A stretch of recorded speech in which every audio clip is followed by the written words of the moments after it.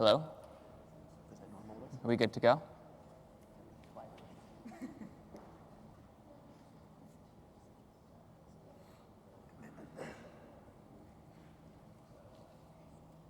Okay. Sorry, it's really hard to see with a really bright light on me. Hello, everybody. Welcome to the review session for the quiz. So in today's session, we're going to cover, for those of you here for the first one for the test, we covered weeks 0 through 5. Today we're going to cover weeks 6 through 10, again at that same sort of high level that we did for the test, as well as provide you with some information on what to expect during the quiz. So here's the information that is perhaps most relevant for you. The information about the quiz has been posted on the course's website. It's linked on the front page. This quiz is 48 hours long, so for the test you had 72 hours. This time you're going to have 48 hours, so you should expect, though, that the quiz will be scaled down in proportion. So the test had 10 substantive questions plus the question about grade scope, so you should expect that the quiz will be scaled down accordingly. It'll be released tomorrow at noon, and it is due 48 hours later, Thursday at noon. Be sure to, it's going to be the same format as the test, so you'll have a series of text files that you'll download. You'll write your answers in those text files. Even though you may see programming-related questions, do make sure to take your answers if you write them in other files and paste them into those the text files that we prescribe so that your quiz can be graded. Some of you may have noticed that on the test, if you wrote your answers in a different file, it was a little tricky for the staff to find them because we're only going to import those files. So just make sure they all end up in the right spot.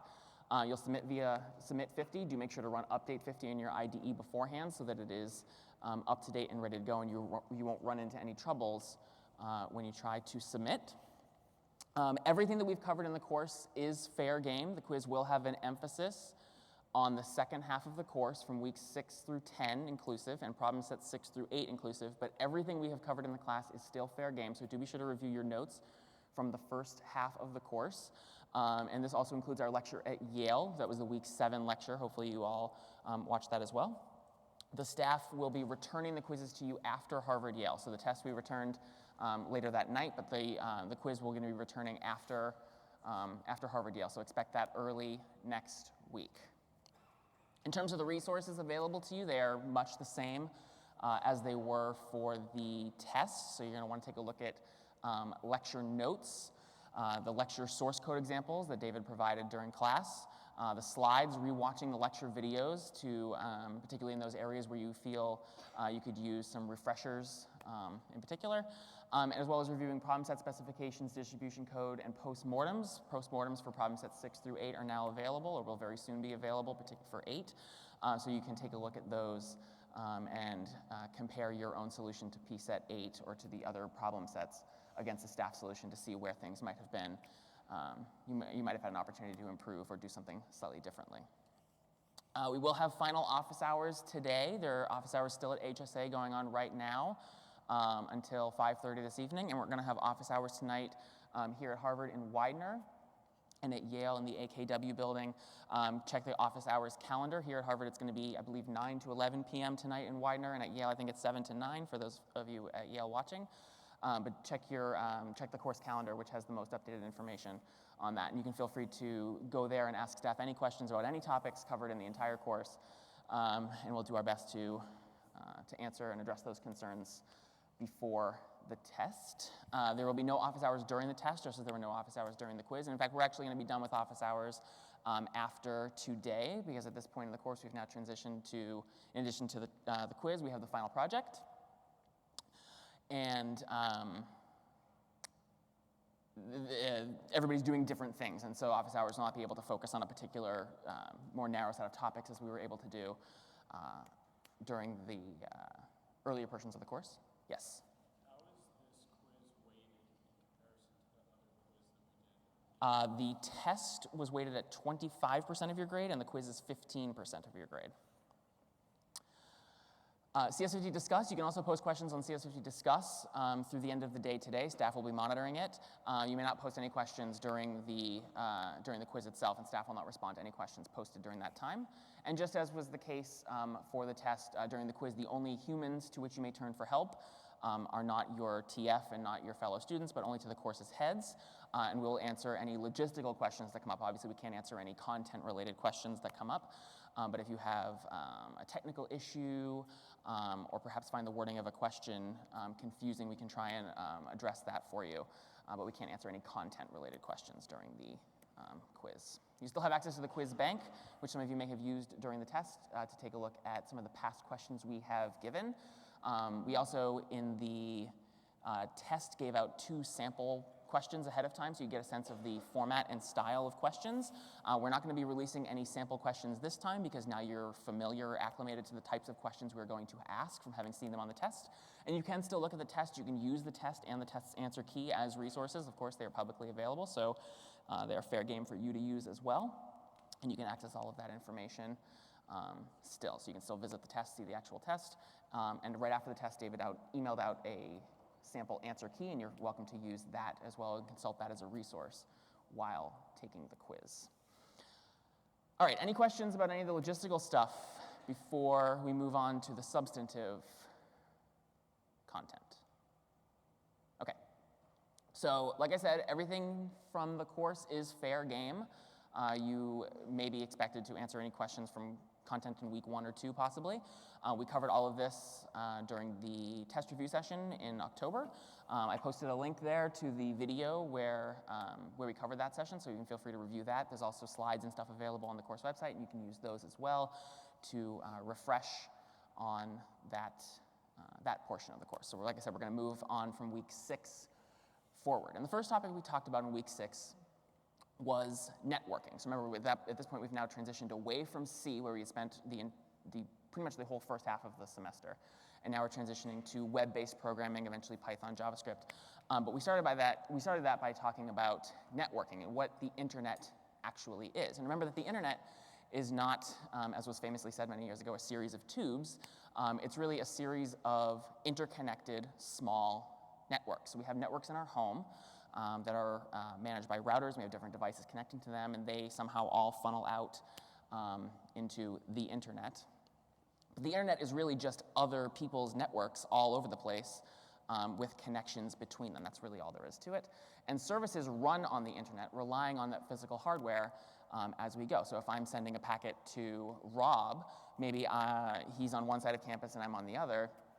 I send an email, it moves from router to router to router, finding a way to get to Rob, finding the best path to get there.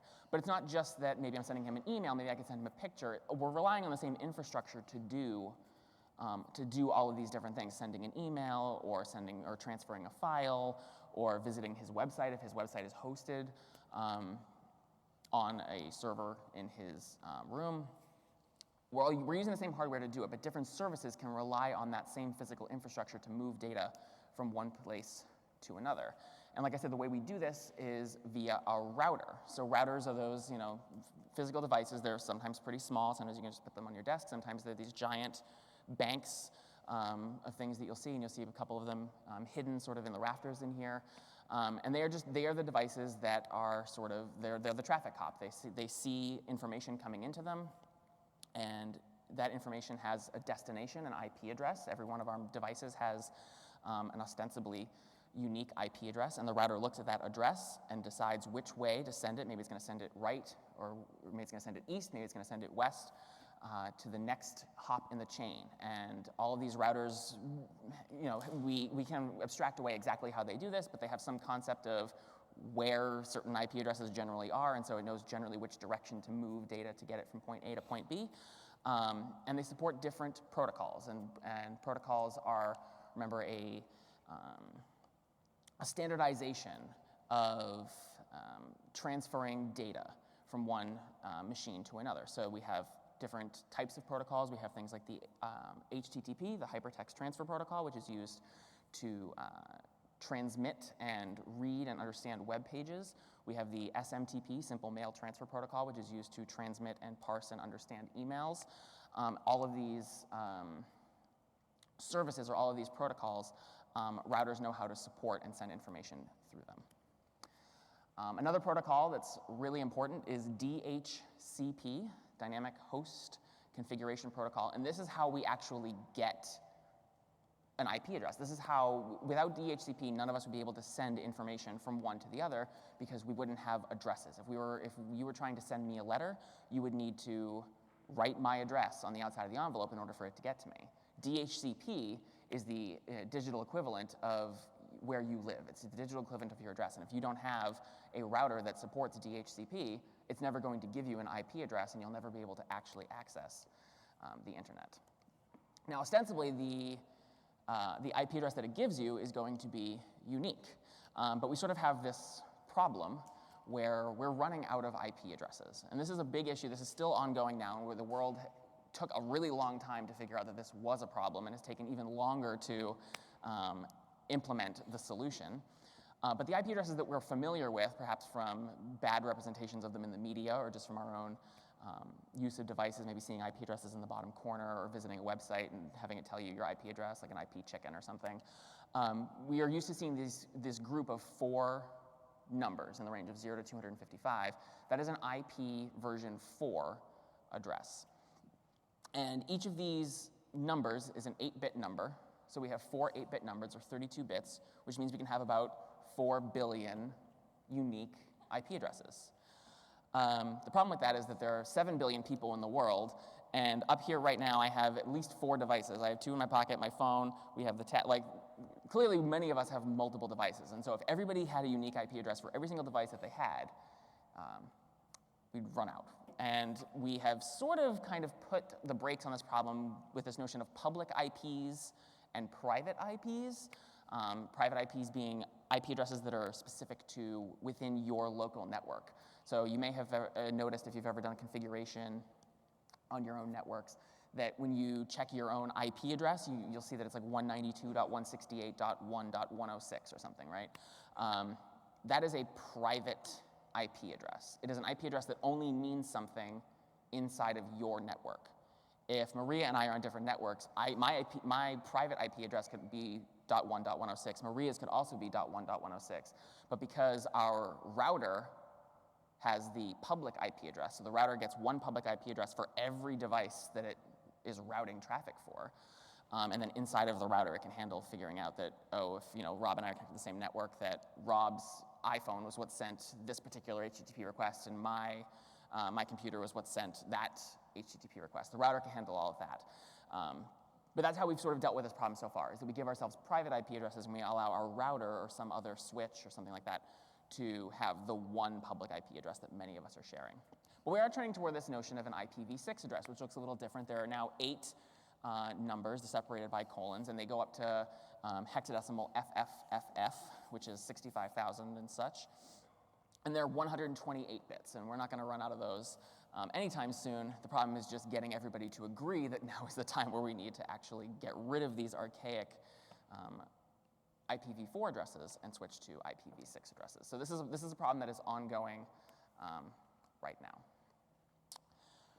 Questions on that so far? Okay. So DNS. DNS is the yellow pages of the internet, and probably none of you have actually used a yellow pages in a very, very long time. But the yellow pages was used to be used. You look somebody up by their name, and it gives you their phone number. Well, the DNS is a very similar concept for IP addresses and mapping them to names that mean something. So every website that you visit has an IP address, but you probably don't type in http:// and then a set of 4 different numbers separated by a period, most likely. You usually would visit www.facebook.com or www.google.com. But it's only behind the scenes, thanks to the domain name system, DNS, that we are able to translate google.com into its IP address such that our browser can then send a request to that IP address. Remember, whenever we're transmitting data from one machine to the other, we need to know where it lives. We need to know its actual address. And just saying google.com, that's not my address, right? Like if you're trying to send me a letter, you're not going to write on the outside of the envelope Doug Lloyd and drop it in a mailbox and just like hope that it gets to me, right? Like you have to provide more information. You have to say like where I live as well. And so we have to do the same thing when we're sending any sort of request, whether it's a HTTP request or any request. We need to know the IP address of where we're trying to send that information, and that's what DNS helps us to do, to translate those IP addresses into more human-readable names, and vice versa. We also have this cool tool called traceroute, which some of you may remember from lecture, which allows you to see exactly what routers you hit along the way when you are visiting a page. So you can see exactly how and where your traffic is going and how long it takes to get there. And you may remember from lecture the example where we submitted a request and it crossed an ocean. And it took a very long time to do that because, go figure, it takes a long time to cross an ocean, even if you're moving at the speed of light. So traceroute is a tool that we have to be able to see exactly these steps that I described earlier of router-to-router connections, what IP addresses of all those routers are, and how they're sending data down the road. And then, so then we have this notion of TCP IP. We've talked about IP addresses, but we didn't say was that an IP address is an Internet Protocol address. And TCP is the Transmission Control Protocol. And they work in tandem. Basically, the IP protocol was responsible for getting information from me over to Maria. It needs to figure out what steps it needs to take to pass information. That is IP's job, Internet Protocol's job. TCP's job is built upon that. And what TCP does is when I send information, say I want to send Maria a video. Maybe it's the MP4 of CS50's lecture, so it's 2 gigabytes, right? I'm not going to just take one stab at taking this whole 2 gigabyte file and just be like, all right, like here we go, like hope that's going to work. Because if it fails, which is going to happen a non-trivial amount of time, that's a lot of data to have to resend. I tried, I failed, and now I have to send 2 gigabytes of information back over the wire and hope again that it won't fail a second time. So what really happens is we take information and we break it down into chunks, which we usually call packets. So instead of sending one 2 gigabyte file, I might send 2,000 megabyte size files. A lot smaller, and probably I would go quite a bit smaller than that too, but so instead of sending that one packet, or excuse me, yeah, one huge packet, I'm sending 2,000 small packets, and maybe a couple of them fail. Well, what TCP does is it's listening on my computer, it's listening on Maria's computer, it's waiting to figure out, okay, well, it looks like I got 1,994 packets, but I'm missing 6 of them, and thanks to TCP, it actually numbers the packets and how to arrange them. So Maria's computer can then respond to me and say, well, actually, I didn't get packets 3 and 10 and all this stuff, and it can send another request back to me, and then my computer can send those 6 packets back to her again so that she can then reassemble them. So that's one thing that TCP does, is it breaks information into packets, and it orders them. So it tells you how many packets to expect and in what order to reassemble them when they arrive on the destination machine. Because just because I send Maria packets 1, 2, 3, 4, she might receive them in the order 3, 1, 4, 2 because they took different routes or paths to get there. So TCP has to resort them into the correct position. And the other thing that TCP does is there are a lot of things running on our devices, right? If you were to take out your phone and like press the button or the little thing that shows you how many apps are running, you're probably running like 40, just because they all just keep running in the background forever. Like right now, I have PowerPoint going and I have services running in the background. Like there are all these different things. These are all happening, and basically what's happening is my computer is listening on different ports for different types of data to come in. And nothing's coming into my PowerPoint program, but I might get an email coming into something like a Thunderbird or some email client that I have. Maybe I have a browser open and it keeps submitting like AJAX requests to give me like the latest score on something, right? TCP is responsible for making sure that a packet destined for a particular program or a particular service gets there. So IP is responsible for anything that I am sending getting to Maria. TCP is responsible for breaking those things I'm sending down into smaller pieces, putting numbers on them, and making sure that if I'm sending something from my email client, it's getting opened in an email client. Just because it got to her computer, that's not enough. It also needs to then know where to send it, which port to send it to. That's what TCP and IP do when they're working hand in hand. This notion of ports, it's not like we have these different kinds of ports, and older computers used to have like many more of them on the side. That's not what we're talking about when we're talking about ports. They're a software-oriented concept more so. But there are a number of different kind of standardized ports that we send data on. So these are some of the common ones. These are some numbers to just keep in mind. Again, these are all things that you can look up really easily, but if you have that at sort of the tip of your tongue, it might just save you a few seconds if you see a question about like what port something's being sent on. And And there are many, many more. And these are ports that are standardized across, every basically manufacturer of computers and every service provider has agreed that, like, okay, well, we're going to send emails over port 25. But it's not to say that these are exclusive.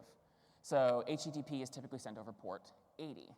But if you recall from problem sets 7 and 8, we also had you do a lot of stuff on port 8080. And we told it that's going to be for HTTP requests. So typically traffic is going to be sent to port 80, but you can override or send it to different ports. In fact, if you go to a website and you type www.google.com:80, so now you're saying I want to go to Google's IP address and I specifically want to talk to port 80, you can do that as well. In your browser, you can visit different ports. Weird things might happen if you're trying to use your web browser to access a port for SMTP or something like that, but you can actually do it. You can specifically go to a website and talk to a specific, you can go to any IP address and talk to a specific port. Okay, questions so far? Yes? Ports that are standardized are universal across all devices, but the number of ports that there are, I think it's a 16-bit number, so it's like 65,000 ports. There's way more ports that people have not agreed on, and there are some ports. You can actually go to like a Wikipedia article on like common port numbers and see that there are actually a couple of services that conflict because the two service providers can't decide which one should be port 43. I don't know what I can't think of one off the top of my head, but there are a number of ports for the most common basic services that we use that are standardized and are agreed by all service providers of that type. Generally any port under like 1024 is standardized pretty well, and everything above 1024 is a free-for-all for whatever wants support. So when we receive like data on our computer, is there like a program that's directing it to certain ports? Is that the TCP or? TCP is responsible for taking data and seeing to which port it should be directed. Yeah, it's ultimately your operating system that when it receives a packet, it determines, okay, this packet is meant for Skype, this one is meant for Chrome, this one is meant for like iMail. Good question. Yes? I was just wondering, like, what exactly, when you say that an IP address, like a website has one, but then all our devices have one, is that implying that the website is a, you know what I mean? Yeah, so when you visit a website, like if you visit Google, it's really just software that is running on some computer. And in the case of Google, it's software that's running on a lot of computers. Like Google has a lot of IP addresses. But really, at the end of the day, yeah, so you can start a website. That's really just some piece of software that's running on your computer. Google's just happens to be very large, but at the end of the day, it is still just the same type of thing that you did in PSET 7 and 8. It's a piece of software that's running on some machine somewhere, and that machine has an IP address. So we're really accessing another machine's code, is what you're saying, and that's why we like type in an IP address? Pretty much, yeah. When you visit a site or you visit an IP address, you're talking to that machine. And in the case of visiting a website, you're sending an HTTP request. So you're sending it to that machine's port 80, and that port is configured to take your request, which is usually going to be something like, get/HTTP/1.1. So basically, the protocol of HTTP is to say, please give me a particular page or something on your machine, and it will respond and tell you, okay, like I'm sending you the page from my machine that you requested, and then it will send you all the HTML that comprises that page. But really, it is just one machine talking to another saying, can you give me the page source for this, or can you give me the image source for this, and having it respond to you. If you think of all of the Python code that you wrote for PSET 7 and 8, that's basically what happens when you go to like google.com, is some Python code or equivalent runs and gives you a response that ends up looking like Google's homepage. Yep. Yes? So does that computer that's chilling there, does it have to be like on all the time? Yeah. If it's unplugged, if Google was one computer and they turned it off, there's no Google. Fortunately, Google has many, many computers and many, many fail-safes, but it's just like if you close out of your CS50 IDE, I can't visit that specific URL that you have. Like mine would be like lloyd.cs50. I don't know exactly what it is, but something like that. If your CS50 IDE you stop that service, and if I try and visit your site, it's like not found. Like it doesn't know what it is. So if you turn off the power to it, it's not found, it doesn't exist anymore until you turn it back on. Yes? So briefly, what are the steps that occur, like if I want to get a web page from Google, like in terms of like the port protocols, like 'cause I know like HTTP is like port 80, but like am I submitting a request that's destined with their port 80, or am I submitting a request and they're interpreting it and they're saying, hey, possibly port 80, like Both. So if you are preparing a request, you visit on your browser, you go to www.google.com. That is really shorthand for the browser is then going to prepare an HTTP request based on what you just said. It's going to do a domain name service lookup for Google's IP address.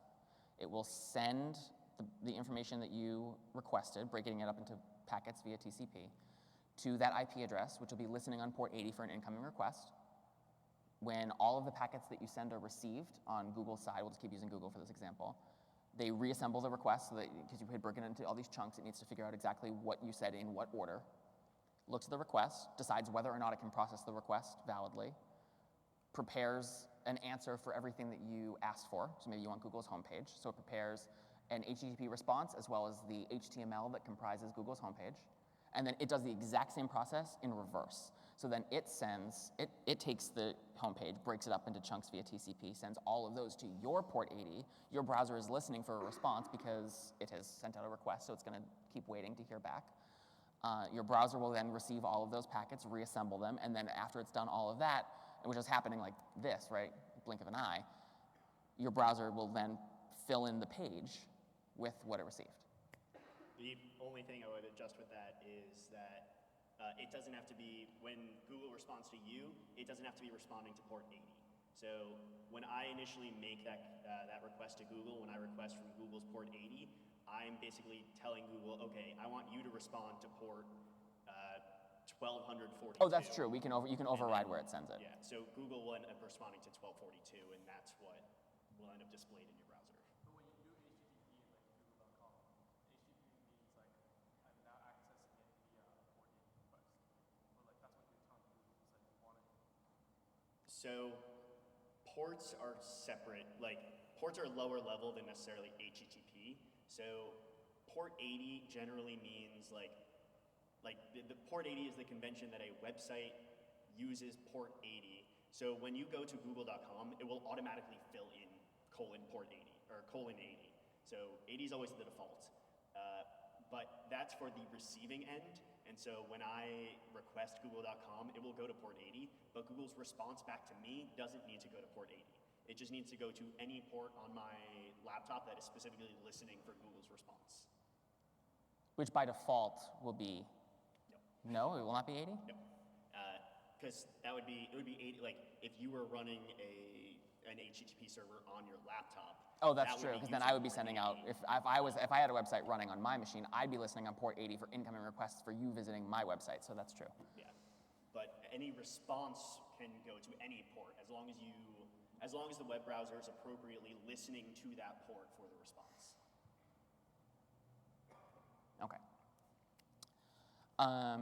So then we have, so with all this talk of ports, it lends itself to a good discussion about firewalls and VPN. So firewalls are another kind of software that runs on your computer that can block incoming traffic. It can say, I'm receiving a request on port X, and my computer is deliberately going to block all requests on that port. So sometimes you might have that experience, or it can also just block addresses instead of just looking for ports.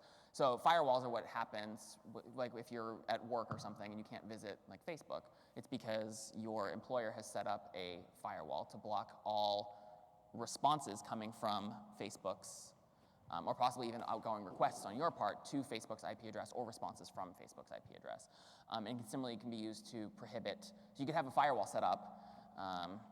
If I was running a web service, or in the really bad example, Google is running its service, it's listening on port 80 for all responses, but somehow they've set up a firewall to block all incoming requests on port 80, Google's not gonna work anymore. Even though the service is running fine, the computer is on, it should be fine, like it's listening on port 80. If somewhere else on my computer I am running a piece of software that's a firewall, it can intercept and it can basically like close the door at port 80. So all of these requests just kind of like bounce off the door and they never get through. This is not necessarily that Google is failing to process your request, it's that some other piece of software has intercepted or blocked them. Sometimes governments do this, sometimes offices or workplaces do this, and usually it's for productivity reasons or some other legitimate reason, but sometimes it might be for a malicious or an illegitimate reason. And there also exist these pieces of software called VPNs, or virtual private networks, which can be used sometimes as a trick to get around firewalls. Because basically what I'm doing in that situation is I want to visit Facebook, but my work is not allowing me to visit Facebook. So what I'm instead going to do is connect to my VPN, which is going to create this sort of like secure tunnel between me and, in the case of the VPN I commonly use at work, it's Harvard's VPN. And basically what happens then is all of my requests, all of my outgoing traffic looks like it's going to Harvard. It doesn't look like it's going to Facebook anymore, and it's all encrypted. And at the other end of the tunnel, the VPN is then submitting my Facebook request on my behalf, but my firewall can't catch it because it seemed like it was a legitimate piece of outgoing traffic. And then all of that same stuff we talked about earlier is happening between the other end of my VPN tunnel, in this case, again, Harvard, and whatever I'm requesting. And this isn't just web traffic. This could be any type of traffic that might be blocked by a firewall. And then the response that comes back to me is coming from, again, Harvard in my case. And so it looks like I'm doing something that's on the up and up based on whoever set up the firewall, but I'm actually using, I'm using a VPN to sort of get around these restrictions. VPNs can be used for lots of other different things too, but I put these two things side by side so you can see, like, I can put up a firewall. So I'm going to say I'm going to block all traffic from Facebook. So a VPN basically lets me say, well, I'm going to trick you into making it look like my traffic is actually going to Harvard and not to Facebook, and I'll let the other end of the tunnel do the stuff that you don't want me to do. So that's the way around it. And I know we're spending a lot of time talking about week 6, and that's because it's the oldest. It's sort of the oldest material that we cover, so we'll move a little bit more quickly through some of the stuff that's fresher. But I wanted to get you back up to speed on this one, especially where you didn't necessarily have a section on this stuff. HTTP requests come in a couple of different forms. There's GET, there's POST, there's plenty of others. GET and POST you've seen most commonly. But again, just to re-summarize what we were talking about earlier, the way that a request works is our computer prepares a request. It asks for a particular page, typically, that it would like, and then some other additional info, like what your own IP address is. It's sort of like putting the return address on an envelope so it knows where to send the information back to, and some other stuff that you might want to include. And then the server that is listening for that request prepares a response and delivers that response to any port on your machine that is listening for it, so that your web browser can process it for you. But sometimes you're not always going to get what you want. If you get what you want, you'll never see that what has actually happened is you received a 200 OK, which is basically the status response of you visited google.com and you see Google's homepage. Everything worked out. That's great, 200 OK. What you might have otherwise seen, though, are some of these other numbers that I've put on the screen here, in particular 404, which would be the case of if Google was unplugged.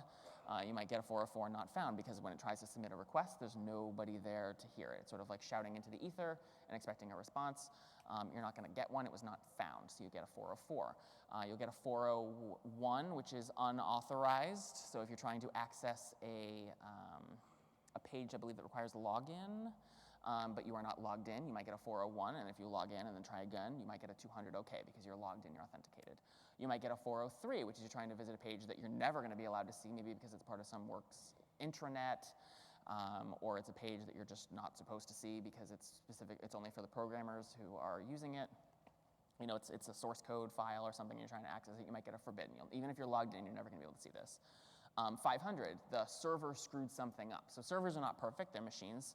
Machines, like I was describing earlier, when I'm sending Maria information, maybe a packet gets dropped. Similarly, machines might have a situation where all of a sudden visit one page, and we've certainly seen, we saw this a few weeks ago, what happened when all of us try and visit one page at the same time.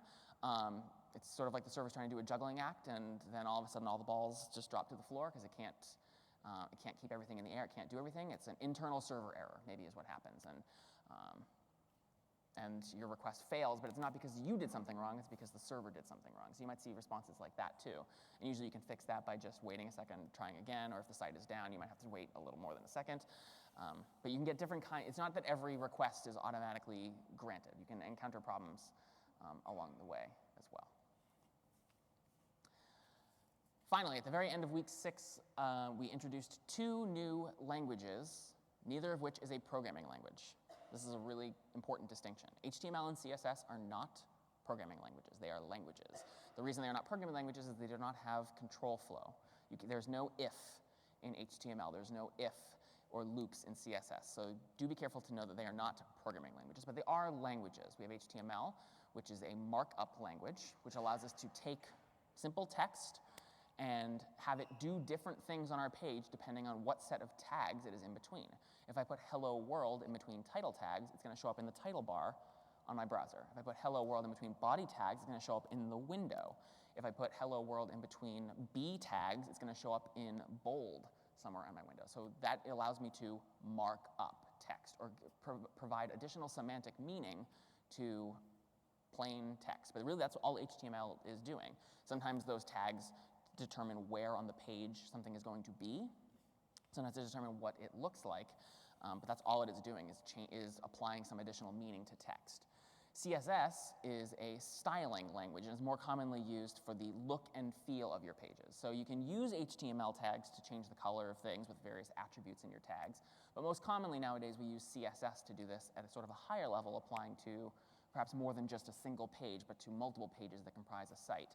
We can apply a single style sheet to all of those pages to make all of the text inside of certain divs with a certain ID look red or something like that. And we can do this with CSS selectors and attributes. And we're not going to get into detail now on all the different types of selectors and attributes and all the HTML tags that you could use, because if for whatever reason they show up in the quiz, you can just Google these things. There's plenty of huge lists of these things available, so we don't need to get into a lot of detail on it. But again, the key takeaway here is HTML is content, CSS is look and feel. Neither of these is a programming language, okay? All right, so that's enough about week 6. Let's talk about week 7. So week 7 was Patrick's lecture at Yale, and it was focused on machine learning. And it was your first actually introduction to Python. You saw some Python examples come up. We didn't get into the syntax and semantics of all of that stuff, but we did see it for the first time.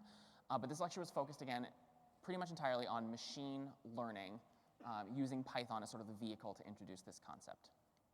Machine learning is a specific field of computer science. So we've been doing a lot of programming. You're learning programming, but computer science is not equal to programming. It's usually using programming to do different kinds of things. And one of these things is to teach computers how to get smarter. And that's what machine learning is all about. And you've seen horror movies or dystopian future movies where this gets a little out of hand, and hopefully we won't reach that point, at least in my lifetime. But that's what this discipline is about. It's about teaching, it's about using programming not to explicitly solve a problem outright. It is not writing a program that computes the size, that prints out a Mario pyramid of a given height, but rather to sort of to do your programming not to solve a problem, but to teach a computer to solve other kinds of problems. So you're writing an intelligence, or you're writing a heuristic. You're trying to teach a computer something. So that's more what the focus of the discipline is, and for people who are who spend their careers or work in machine learning, that's what their programming is focused on. It's not about solving a specific problem, but how to solve problems more generally. And so if that interests you, machine learning might be an interesting place to continue your studies in the future. We talked about a couple of different types of machine learning. And full disclosure, I am not a machine learning expert in this, so I'm happy to answer any questions about it. But I will, if I do not know the answer to it, I will defer for now, and we will get you a good answer, because this is not the field in which I studied. But we talked about a couple of different types of machine learning problems that are being solved. And the first of these was image classification. And so if you watch the lecture, you remember that what we did in this example was try and teach a computer to recognize whether the digits that somebody is writing. So if somebody has handwritten a number and sort of a form of optical character recognition, we're trying to have a computer figure out what they have written by processing that data. And the way that we taught a computer what zeros were and what 8s were and what 3s were was to use a training set. So there was a set of, you go out and you ask 100 people to write the digits 0 through 9 inside of a little box, right? And in the lecture, we saw that what we did was we took that box and we divided it into 64 smaller boxes. And we looked at how much ink or how much pressure had been applied in each of those boxes to figure out, like, okay, like when you're drawing a 0, like you're usually coming down pretty hard on the sides, but maybe when you're coming around the corner, like maybe the stroke of your pen is a little bit lighter. Like this is what we're doing, right? It's not like, is this a 0? It's more like trying to find the patterns in the way that we do things and teach a computer to recognize a pattern, not teach it to recognize just a 0. But we processed this data set, we looked at it, we determined the different, sort of weights or strengths of how dark the pen stroke was, and we put all of that into a giant array. And then we had somebody, somebody goes out and writes a random number inside of another square. And the goal of this whole process is to say, can the computer figure out what number you just wrote? So you're not even typing it in, like it's literally like scanning it, or you're processing some other form of information, but you're not saying like, this is a 4, if they wrote a 4, you're just saying, what is this? And it does this by looking at all of the training data sets and comparing all of the other numbers it's seen to similar characteristics of what it is seeing over here in this new piece of information that's not part of its training set. And basically what it's doing is a really complex form of a distance formula. It's trying to figure out, and we talked about it being in a 64-dimensional space. But it's really just trying to figure out, like, in the top left corner, like how similar is it to all of these other numbers? And it does that for not just the top left corner, but also every single piece of that square. So it takes that one square that the user's writing a number into, divides it into 64 pieces, and basically calculates a distance formula from all 64 little different distance formulas to figure out how far away it is from other 4s or other 3s, and it's trying to figure out, like, based on how close it is to numbers like that fit into this little segment of my world, my 64-dimensional space, like it's probably a 3 or it's probably a 4 based on that. And so that was just black and white images. Like that's complicated already. But we want to go further than that, and so we can introduce the concept of color images and images being rotated. All of these are problems that machine learning experts are trying to solve. They are certainly not the kinds of problems that we're going to expect you to solve on the quiz, but these are the kinds of issues that are coming up. So do know things like what is a training set, or what is a data set, or what exactly is happening when we're trying to figure out is a number this, or how similar is it to other things in the data set? That's what this whole problem that's being solved in this case is really just figuring out how close is it to something I know, but you're not necessarily going to have to write the code that solves that problem. Deep learning takes this one step further. In addition to recognizing, it tries to do pattern recognition sort of on a grander scale. So deep learning involves things like Siri and Cortana and Google Now and all these things that process little pieces of speech and figures out, like, okay, well, if I'm saying this, like a really common thing to do after you say this particular phrase is to add this word, and maybe what you're doing is actually asking me, like, what time is this particular movie playing, and it can tell you. So it's trying to take together these small pieces that it can recognize and then figure out, like, okay, well, these two pieces usually go side by side, so they're part of some bigger entity, so I can treat that as one thing. And basically just taking these small patterns and building them up and building them up, so that it can learn more and more complex phrases without necessarily having to relearn everything. It doesn't have to relearn an entire new phrase. It can learn a phrase by taking together smaller pieces that it already knows. And it can process all those individual pieces together into a single new piece of information. That's what deep learning is all about.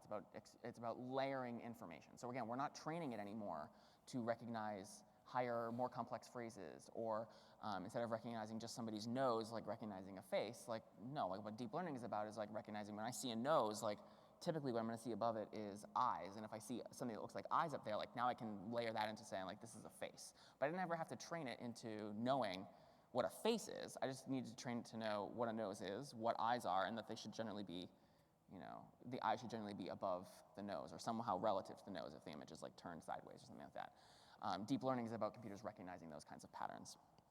And the last problem that we talked about was text clustering. And you've actually done this. You did text clustering. This was PSET 6. In PSET 6, we did it we clustered text into 3 buckets, happy, sad, or neutral.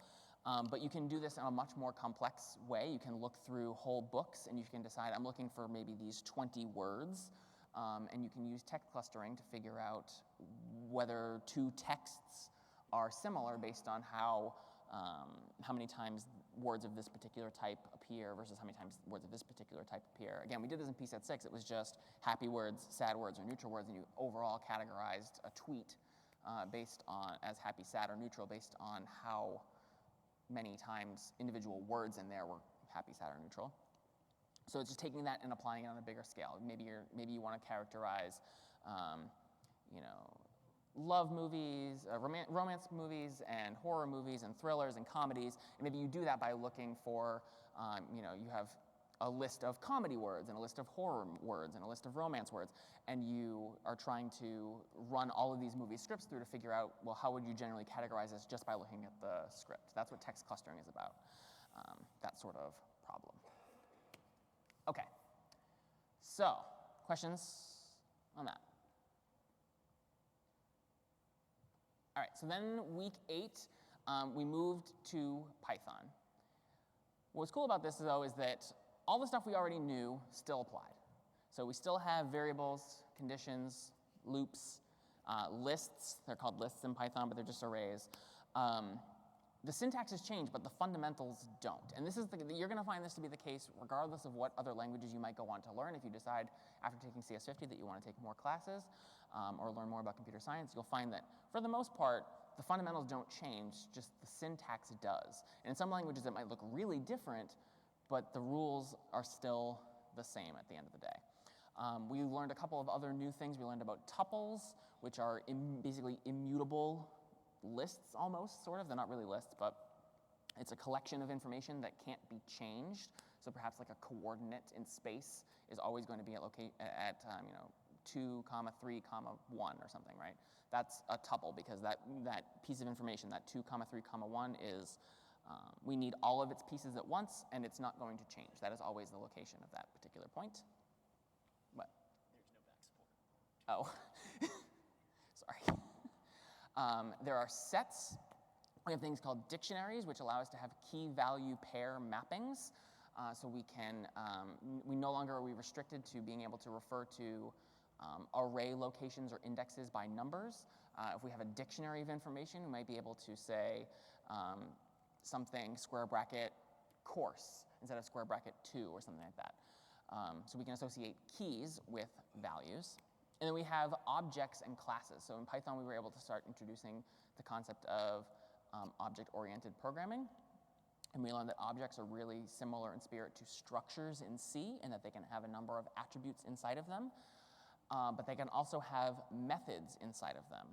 And methods are functions that can only be called on objects of that class or of that type. So it's not a function that is generally applicable anymore. It is a function that only means something in the context of I have an object of class student, or I have an object of class car. Maybe there are only certain things that I can do. And we have methods that are defined inside of the class that will only apply to those objects, which are, again, really similar to structures. Python also introduces something called an interpreter. An interpreter allows us to sort of skip the step of compiling our code. So when we did all of our work in C, we had to compile our code, which was this extra step of turning it from the words or sort of words that we understand as the C programming language into zeros and ones, which computers understand. In Python, we don't have to do that. We can run our code through the Python interpreter. And the Python interpreter, what that does is it basically saves us that step. There's a program called Python, which is the Python interpreter, and it basically does the same thing. It translates Python code into zeros and ones, because still, even though it's Python, it's a higher level language, computers still only understand zeros and ones at the end of the day, but it sort of does it on the fly as your program is running. And instead of compiling it to machine code, it compiles it to something called byte code, and we don't need to get into details on what the difference between those things are, but at the end of the day, they boil down to zeros and ones, just like they did in C. But we don't have to do this step of making our programs. We're using Clang to transform our Python code into Python executables. We can just have a Python file, we save it, and we can immediately rerun it without having to do this extra step. That's called interpreting, or an interpreted file or program. Python also introduces us to higher level languages. So C is what's known as a very low level language. You can do really, really low level operations, like telling a computer, like accessing a specific location in memory via a pointer and changing what you find there. That is a very low level operation. Or even doing things like freeing memory. That is a low level operation. But it gets really complicated to do more complex things like building a hash table, right? A hash table is basically a built-in data type in Python. It's a dictionary. A hash table is really just a dictionary. And so what Python allows us to do is to take all of these things that we learned in the first half of the class for granted. These now exist. I don't have to re-implement these things. They're done for me. And from that, now we can solve more interesting and more complex problems because we don't have to worry about spending 40% of our time or 80% of our time doing the foundational work to get set up. I mean, compare and contrast the spell checker that you wrote in problem set 5 to the spell checker Python example that we saw in lecture.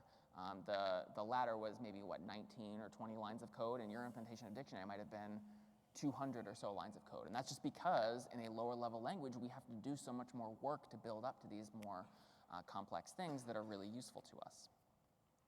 Python also, you can do this in C too. You can do web programming in C, but it's not a picnic at all.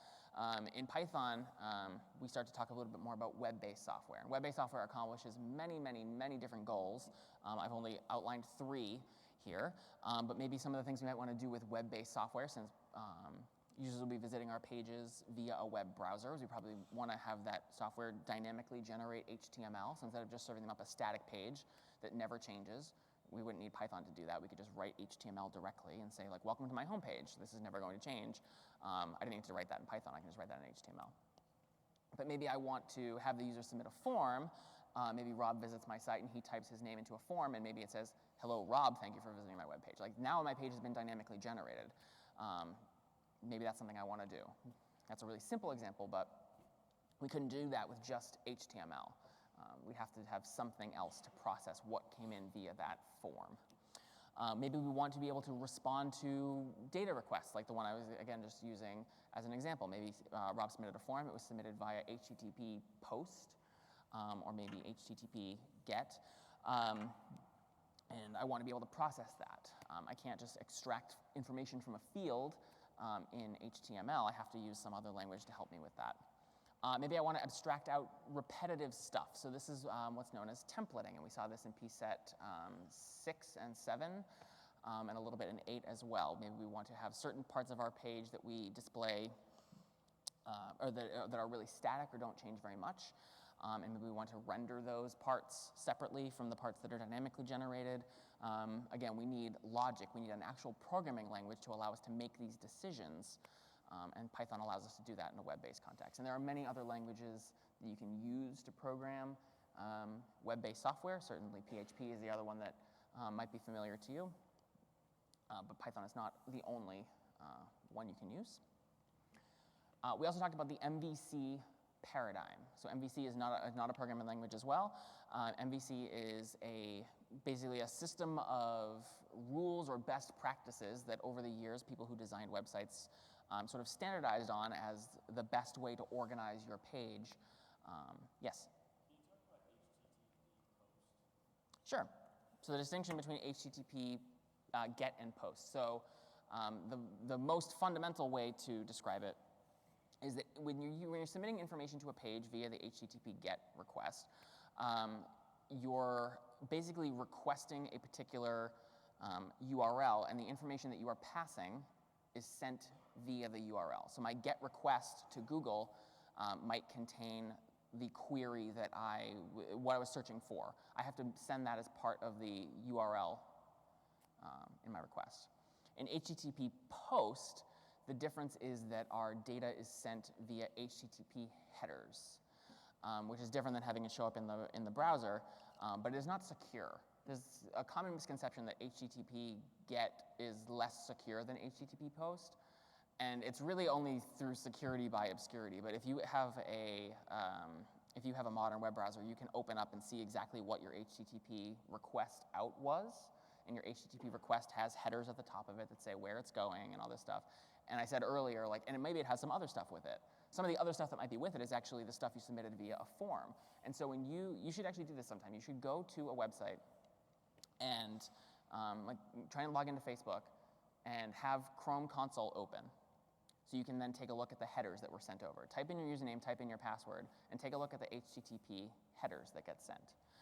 It might surprise you to know that your password is possibly going through, depending on the security of your site, in plain text out there. So that somebody who is sophisticated enough to know to look at the headers, it's clearly not good to send it through the URL, right? Because if you're sitting there next to somebody on your machine, you're typing in information, and they can just read what your password is, like that's probably not so great. But if somebody is out there listening for traffic and trying to read those headers as they come through, they might be able to get your password because the data is being passed in it's still being passed in via HTTP, it's just being passed in a tiny bit more in a hidden way, but not completely hidden. HTTP header is basically the stuff I was talking about earlier, like HTTP or get / all that stuff, like the stuff that you don't actually see behind the scenes or the stuff that you're not receiving. You don't see that you're receiving, but it's sort of the handshake aspect. Like, hi, I'm about to send you an HTTP request. Like, here's all the stuff in the format that you're expecting it to be in. And then you actually submit your request. So I'm telling you, like, this is a GET request. I'm using HTTP protocol 1.1. I want to visit this particular host. Here's my return address, all that stuff. That's all in the headers. But none of that, you don't actually write any of that when you're submitting a request, right? The only thing that you write maybe is www.google.com. And you're expecting a response back. But the headers are sort of the metadata that are associated with that you don't do. Your browser handles for you, but is an essential component of sending the request along, such that, because if I just type www.google.com and like throw it out into the ether, like no one's gonna know what to do with it. I have to provide additional wrapper information for that to work. I have to provide, in this example, an HTTP header, which says, this is an HTTP request, here's the format that you prescribe, this is the site I want to see, here's the return address to send it to. It's all this metadata that your browser does for you. But in GET request sites, the request is like in the URL itself, whereas post said it's not in the URL. But then, like beyond that, like what's the significance? So basically, when you're thinking about the difference between post and get, the data is in the URL. Post, it's not visible in the URL. So think of like the advantages and disadvantages that come with that. So if I wanted to send someone a link to, let's say just Google results. So I go to Google, type into the search box, hit enter. They happen to use a GET request. So that means that like my search queries and all that sort of stuff is gonna appear in the URL. That means that I can copy that URL and send it to someone, and when they click on the link, they'll see the same thing. If they used a post request, then my search terms and all that would not appear in the URL, and I wouldn't be able to send that link to someone. You also wouldn't be able to bookmark something that is the result of a post request. But alternatively, you might have a post request, let's say you just purchased something on Amazon. So that ideally wouldn't be something that every single time you visit that link, it repurchases the item. So, or if you sent that link to someone, it would purchase the item for you. A post request is common if you try to reload a page and you see that little pop-up that says, would you like to confirm form resubmission? That's an indicator that this must have been a post request, because if it were a GET request, it would all just be in the URL and there wouldn't be any real danger to reloading the page. Yeah, so when you like Google something and you see like a question mark Q stands for query and then equals and like all your search terms, that's like the GET request, and that's like all the parameters that are passed in through that GET request. But you don't see that when you're submitting like something like Rob mentioned through a post request. Both of them are they're really quite similar, and they're both, like I said, there's sort of a misconception that post is more secure, but it's only more secure in as much as it doesn't throw possibly sensitive information into a URL. But certainly with browsers now, where we have like developer tools and inspectors and stuff like that, we can actually see that like our passwords get sent, usually in the clear. Like it's like if Facebook login were a GET request, and then if someone were looking over your shoulder, they could see your password in the URL. So that's why it's a post request. But now, if they're sitting by and you get up to go, get a drink of water, and they like open up your console and like take a look at the HTTP request that you just sent, they can still see the password that you typed in, even though it showed up as all stars in the little box when you were typing it in. but it does allow data to be transferred. Usually, you can also use post to do other things like transfer like files and stuff that you can't obviously transfer in a URL very easily. Yeah, that's true. That, like, a URL ultimately has a length limit of, like, I don't know, 65,000 characters maybe, and a post request can be basically arbitrarily large. But they're both used to pass information, just the vehicle by which it does it is slightly different. Okay, so MVC, quickly to distinguish what these three things are, like I said, this is a paradigm that folks who program a lot for web software a lot have decided is a good way to separate out the portions of your website. You have things called controllers. Sometimes it's usually referred to as a single controller, but maybe it's multiple files. That's where all of your logic happens. So your controller, and again, this is not a definitive rule, but as a general rule, the controller is going to be where like your Python code will be. That's where the decisions are made. I'm visiting a particular, maybe I have a decorator at the top of my file, app.route search. And if I see that, I'm going to execute the search function, and I maybe have ifs and loops and stuff in there. Like that's all in my controller. My view are the things like the templates that you generated for pset7. That's usually, but not entirely, HTML. That's the stuff that your user actually sees. So remember, your user is never seeing Python code when they visit. They're only ever seeing templates that you have generated. You always call that render template function at the end of every decision-making block in problem set 7. So what that was doing was your controller was deciding which view to show the user. The view is the stuff the user actually sees, and the model is the back end of your site. In pset 7, that's your SQLite table, your database. Sometimes it can just be a CSV. It's where data is stored, and you generally never want to give your users direct access to that because they might do something like a SQL injection attack or something really terrible, or just manipulate it wildly. You generally want all requests to your database to come via your controller. Your controller should make sure that all of your data is escaped, make sure that they're not trying to do anything malicious, but you don't give the user generally direct control of the model. You only do it indirectly through your controllers and your views. We talked about Flask. We introduced Flask at the end of week 8, which is a web micro framework for building simple web applications. It is actually very, very small, Flask, but it does some very, very powerful things that would be really annoying to have to implement ourselves. So you may remember from the end of week 8's lecture that David built a very simple web server without using Flask, using some of the other stuff that is built into Python. And there was a lot of really weird-looking code in there and a lot of really minor detail, like 20, 30 lines of code, which in Python in C wouldn't have been that much. Maybe in Python it's a lot, considering in Python it's a higher level.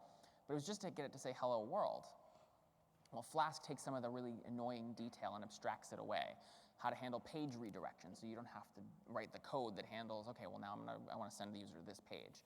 Without Flask, you'd have to write that yourself. You'd have to tell the user, you have to write some code that would send the user to a different page at the end. And thanks to Flask, they did that for us, and we can just say redirect, and then we tell them where we want to redirect them to. How to generate page templates. We'd have to do that ourselves if we didn't have access to a framework. How to determine the URL of a particular page. We use that URL_for function quite a lot.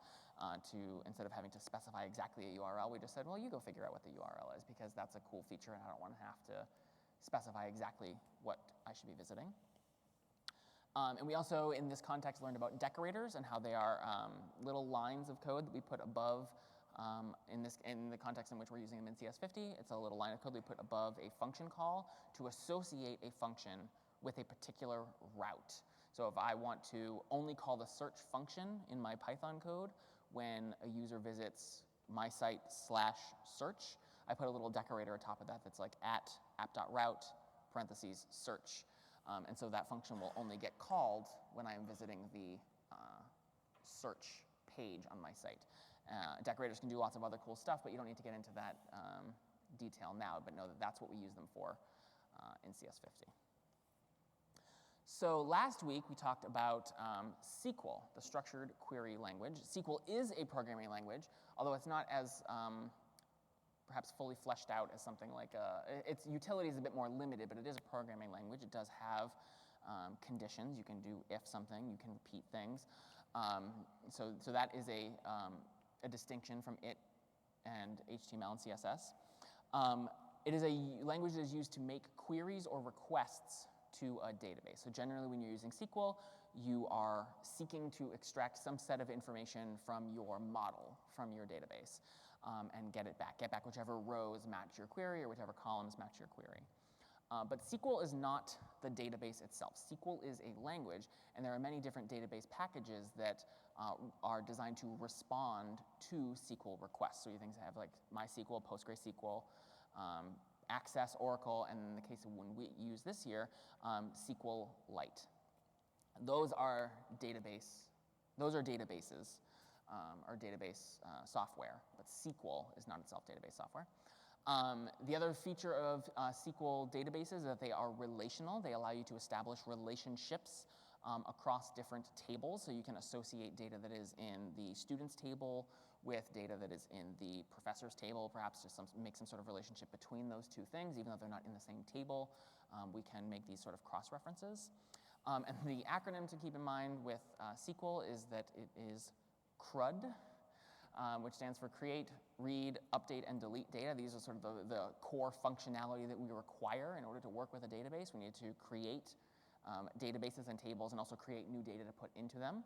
We need to be able to read or select information from our database, change what we find there, and get rid of it when we no longer need it. There are 4 basic queries that we talked about in the course: select, insert, update, and delete, and they have these extra sort of words that are associated with them. So select star means to select an entire row.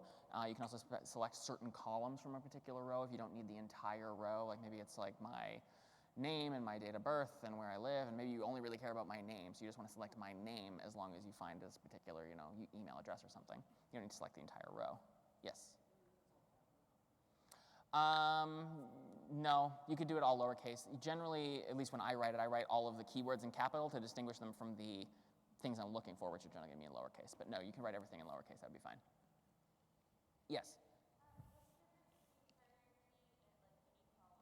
So a primary key is basically you've decided that this is going to be the column that decides, that I'm going to use when selecting data. A unique... So ultimately a primary key is a unique column. It's just the difference between the primary key is the one that you were saying, like, this is the fundamental one I want to like sort the data on, select data using. But consider like you can make like an email address column unique, and an email address is like a text field of, I don't know, 255 characters compared to a primary key that is an integer that's only like 4 or 8 bytes. The database can ultimately use an integer. It can deal with integers much more quickly than it can deal with an email address column of 255 arbitrary characters.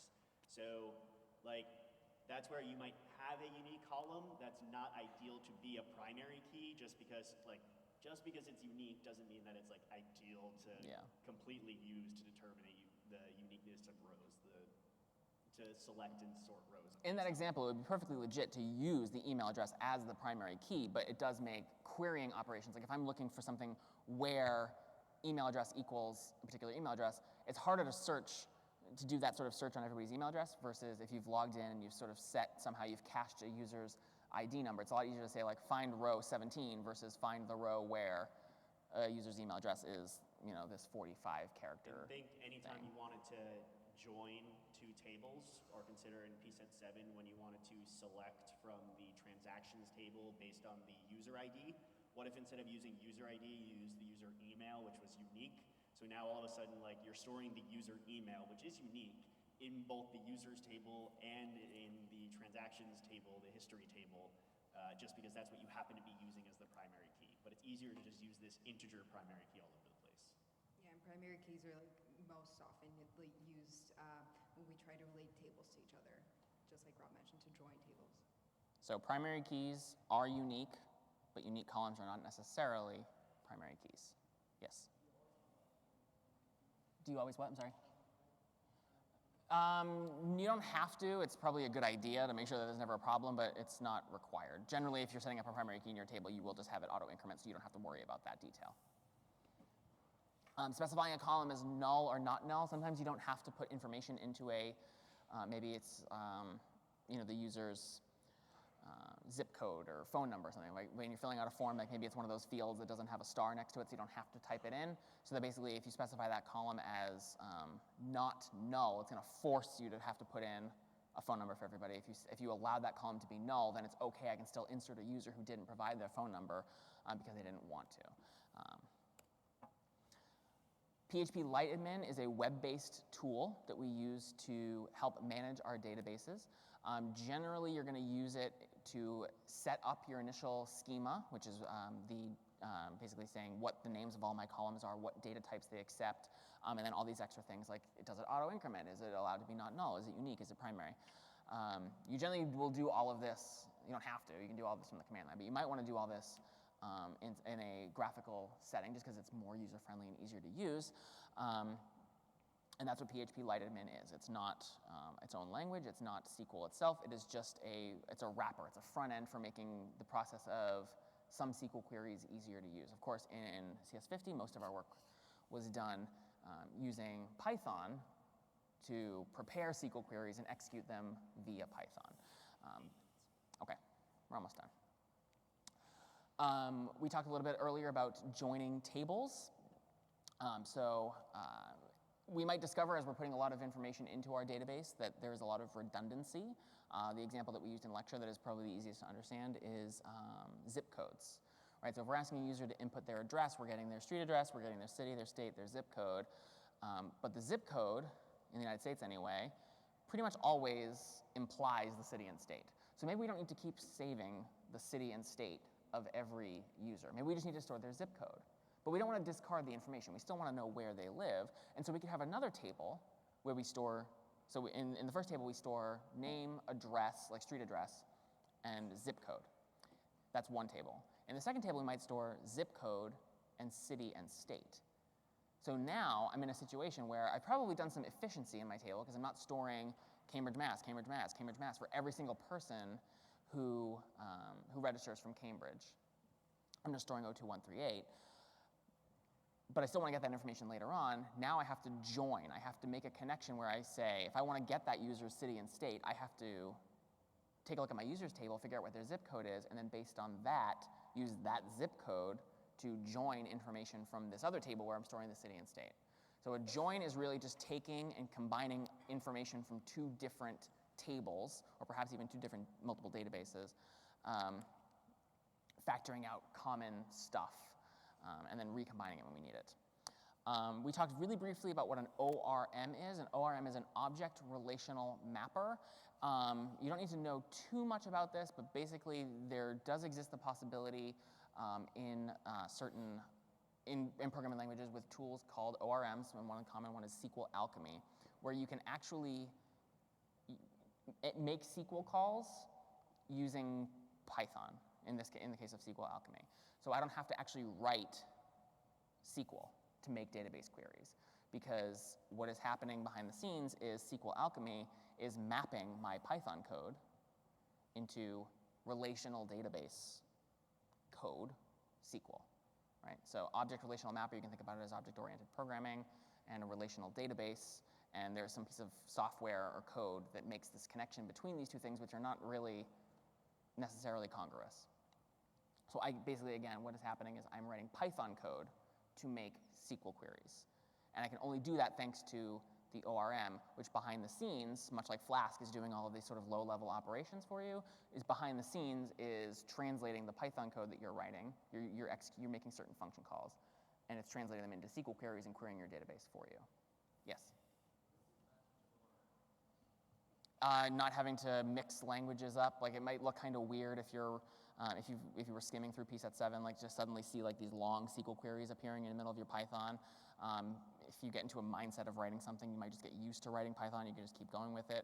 It's certainly not required. You can get away without ever using one. It's really just it's a convenience tool for a programmer who wants to just get into the mindset of a particular language and just keep using that language throughout. Yeah, there's also like subtle differences between a lot of the SQL flavors, like MySQL and Postgres and other SQL implementations, that an ORM can potentially differentiate between those for you, so that you don't need to know the differences. Like the all-around knows which underlying SQL implementation you are using, and so it will translate your higher level ideas into the appropriate select queries and the like. All right, the last thing we talked about in week 9 was SQL injection attacks. The takeaway here is that it is possible to write a SQL query or to submit information into a form in particular that looks like a SQL query to try and trick the database into doing something it is not supposed to do. And we need to make efforts to defend against things like that. And the db.execute function that we provide for you in the CS50 library does this for you, but there are other things you can do like escaping single quotes so it doesn't look like you're cutting off. The example that we saw in lecture with the password trick, trying to get around that, is perhaps the best example, just to take a look at it, seeing it side by side. We only have a few minutes left, but that's okay because week 10 is the freshest material in your mind, hopefully. And in week 10, we talked about JavaScript. Much like Python, the concepts are all the same, but the syntax and the minor details change a little bit. JavaScript, Python has this too, but JavaScript also has anonymous functions, and we saw this much more in pset 8. Anonymous functions are functions that do not have names, and it seems kind of weird to do that. Like, how can you write a function if you don't know how to call it? But the reason is in JavaScript and in Python, we can pass functions as parameters to other functions. And we don't necessarily have to have predefined the function. We can actually define the function. You know, we have this list of like 3 comma-separated things. Like maybe the second one is a function. We can actually define an entire function in between those commas, and that would be perfectly fine. Anonymous functions are most commonly going to come up in two contexts. Event handlers and callbacks, which are very, very similar in spirit. Event handlers are functions that respond to particular things happening on your page. So maybe a button is clicked, or a user starts typing into a field. You can write a function and register an event handler. In JavaScript, you're just like writing code and associating it with particular divs or sections of your page, such that that function will get called when that thing happens. Callbacks are really, really similar. The best example from lecture of a callback is when David showed the example of rewriting the blink tag. In that case, it's not necessarily that when things were getting toggled on and off, that we were responding to a particular event happening on our page. We were really just waiting for a particular amount of time to transpire before we called the function again. So that event handlers and callbacks are sort of similar, but callbacks are not necessarily responding to an event. They might just be things that are just happening in the background, and they might just be an anonymous function. When you're writing JavaScript, you can write it inside of script tags. So JavaScript and HTML play really nicely together. You can open up a script tag and start writing JavaScript inside of it. That's pretty cool. But you can also write your JavaScript in separate JS files and write your JavaScript there, and then just sort of, it's like the equivalent of a pound include or import in Python. You can link it in using script tags, the source attributes. You can write all of your JavaScript in a JavaScript file as opposed to writing it inside of your HTML. In terms of why you might want to do one or the other, well, if you're writing just a tiny, tiny bit of JavaScript, like maybe you don't want to have a separate source, maybe you just want to put it right there in your HTML. But if your site has many different pages and maybe all of those pages rely on this JavaScript function, you might want to write your JavaScript in a separate function and link it in so that you don't have to keep writing that function over and over and over in between script tags on every single page of your site. JavaScript also has this thing called the document object model. We talked about the document object model actually in week 6 when we talked about organizing a page. The HTML page structure is very tree-like. You have a document, you have a head and a body. Inside of the head, you might have a title, you might have your script tags, you might have other stuff, all of that sort of metadata. And then you might have a body, which might have several paragraphs, which might contain links, which might have other things in them. And you can sort of have this tree structure. In JavaScript, you can actually take advantage of this tree structure to modify your page on the fly. Ajax, I know we're just about out of time, but Ajax is another extension of functionality that allows you to submit additional HTTP requests, and this again is usually done via JavaScript, without refreshing the page. It's not always necessary to use Ajax to do something. It's usually used to create a more enjoyable user experience. So if you're a person who watches football games, for example, because I was doing this last night, or maybe you have a score tracker on your phone, it's kind of annoying if you're like watching the play-by-play happen on the page and it keeps refreshing every few seconds, like the whole page keeps reloading, like that's kind of annoying. But Ajax allows us to do things, to submit asynchronous small requests to maybe just every few seconds take a look at and what the current score is, and if it's changed, just update this tiny little section of my page. So I don't have to refresh everything. I'm just basically doing a refresh on a particular section of my site. That's what Ajax allows us to do. jQuery is a library for JavaScript. It is not its own language, although it looks totally weird. It looks like it might be its own language, but it's not. It's a library for JavaScript that is usually used to do DOM manipulation, to change our page using JavaScript more succinctly, because you can have like a document.get element by ID, blah, blah, blah, and then maybe some more stuff going on from there. It can get very lengthy. jQuery shortens those at the expense of perhaps being a bit more difficult to understand. It's also great because it's cross-platform, so you don't have to deal with any browser idiosyncrasies. The fact that Chrome does something different than Internet Explorer in JavaScript, if you're not writing straight JavaScript, if you're writing jQuery, it handles all of that for you.